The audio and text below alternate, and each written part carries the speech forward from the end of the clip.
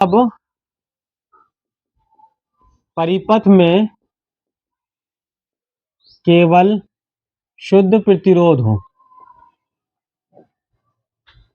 R हो, इस situation में V और I के मध्य कलांतर क्या होगा। मेनली हम यहाँ पर ये जज करने वाले हैं कि वोल्टेज और धारा के मध्य जो कलांतर होता है वो हम कैसे फाइंड करते हैं, या कब कौन सी चीज अग्रगामी और कब कौन सी चीज पश्चगामी होती है।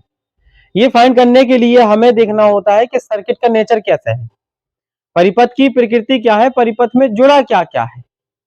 उन बातों पर डिपेंड करेगा कि कौन सी चीज अग्रगामी होगी, कौन सी पश्चगामी होगी, और कितनी अग्रगामी होगी और कितनी पश्चगामी होगी। अगर मान लीजिए हम केवल शुद्ध प्रतिरोध को जोड़ते हैं, एक तार लिया हमने, ये प्रतिरोध है, और इसे हमने प्रत्यावर्ती वोल्टेज स्रोत से जोड़ दिया इसके सिरों के मध्य। ये प्रत्यावर्ती वोल्टेज स्रोत का साइन है, जिसे हम कहेंगे V बराबर V0 साइन ओमेगा टी। इसको इसके सिरों के मध्य हमने एक R प्रतिरोध जोड़ दिया।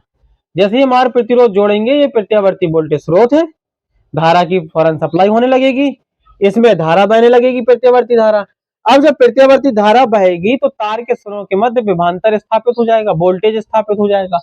तो वो वोल्टेज उतना ही होगा जितना प्रत्यावर्ती वोल्टेज स्रोत है, क्योंकि इसके सिरों के बीच एक तार लगा है। तार में तो कोई क्रिया होना नहीं है, कुछ अलग से कोई प्रक्रिया होती नहीं है।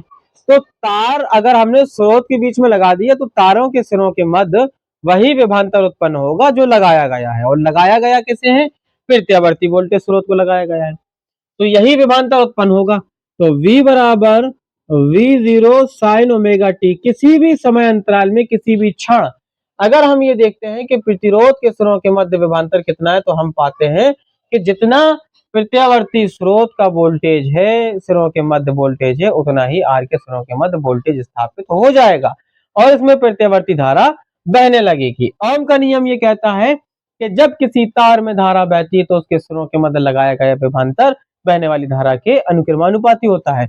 मतलब अगर हम ओम के नियम की हेल्प लें, ओम नियम से, तो ओम का नियम कहता है V बराबर IR, और यहां पर अगर हम IR शिफ्ट कराते हैं तो यहां पर IR आएगा, तो यह आ जाएगा V0 साइन ओमेगा टी।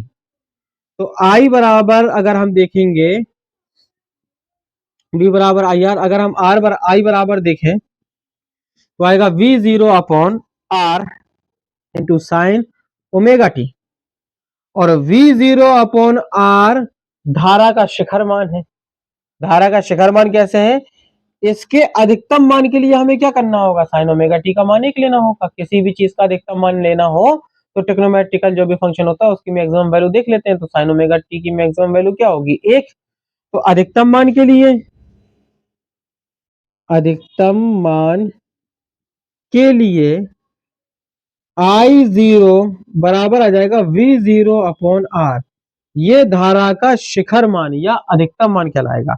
अगर हम V0 अपॉन R की जगह पे I0 शिफ्ट करेंगे तो I बराबर हमारे पास में आएगा I0 साइन ओमेगा टी। अगर हम इसको इक्वेशन फर्स्ट माने और इसको इक्वेशन सेकंड माने तो इसकी तुलना करवाएं तो हम यह देख पा रहे हैं कि साइन ओमेगा टी कला में कोई अंतर नहीं।